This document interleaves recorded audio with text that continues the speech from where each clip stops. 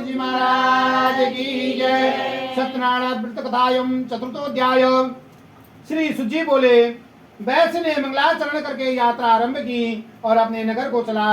उसके थोड़ी दूर निकलने पर दंडनीय वेशधारी सत्यनारायण ने पूछा, हे साधु, तेरी नाव में क्या है? अभिमानी बैणी हंसता हुआ बोला, हे साधु, क्या पूछते हैं? क्या धन लेने की इच्छा है? मेरी नाव में तो धन, पेल पत्ते आदि भरे हैं।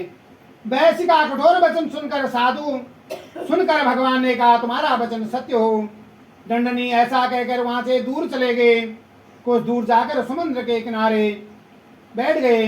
दंडी के जाने पर वैश्य ने नित्य क्रिया करने के बाद नाव को ऊंची उठी देखकर अचंभा किया। नाव में बेल पत्ते आदि देख मूर्छित हो जमीन पर गिर पड़ा। फिर मूर्छा खोलने पर अत्यंत शोक प्रकट करने लगा। तब उसका दामाद बोला कि आप शोक न करें, यह सब उस साधु का श्राप है, अतः उनकी शरण में चलना चाहिएगा, तभी हमारी मनोकामना पूर्ण होगी। दामाद के वचन सुनकर दंडनी के पास पहुंचे। वहां पर अत्यंत भक्ति भाव से नमस्कार करके बोले, हे भगवान, आपकी माया से मोहित ब्रह्मा आदि भी आपके रूप को नहीं जानते हैं, तभी मैं ज्ञानी कैसे जान सकता हूँ। आप प्रसन्न होइए, मैं सामर्थ्य के अनुसार आपकी पूजा करूंगा, मेरी रक्षा करो। पहले के समान नौका में धन भर दो। उनके भक्ति युक्त वचन सुनकर भगवान प्रसन्न हो इच्छा अनुसार भर देकर अंतर ध्यान हो गए। तब उन्होंने नाव पर आकर देखा कि नाव धन से परिपूर्ण है। फिर वह भगवान सत्यनारायण का पूजन कर साथियों सहित अपने नगर को चला। अब अपने नगर के निकट पहुंचा, तब दूतों को घर भेजा। दूतों ने साधु के घर जाकर उसकी स्त्री को नमस्कार करके कहा, साधु अपने दामाद सहित इस नगर के समीप आ गए हैं। ऐसे वचन सुनकर साधु की स्त्री बड़े हर्ष के साथ सत्यदेव का पूजन किया और अपनी पुत्री से कहा, मैं अपने पति के दर्शन के लिए जाती हूँ, तुम घर का कार्य पूर्ण करके प्रसाद ग्रहण करके तब आना।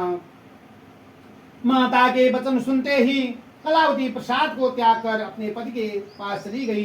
प्रसाद की अवज्ञा के कारण सत्यदेव रुष्ट हो गए। उसके पति को नाव सहित पानी में डुबो दिया। कलावती ने अपने पति को न देखकर रोती हुई जमीन पर गिर गई। इस तरह नौका को डूबा हुआ कन्या को रोते देख साधु दुखित हो बोले, हे प्रभु, मुझसे या मेरे परिवार से जो भूल हुई है उसके दीन वचन सुनकर सत्यदेव प्रसन्न हो गए।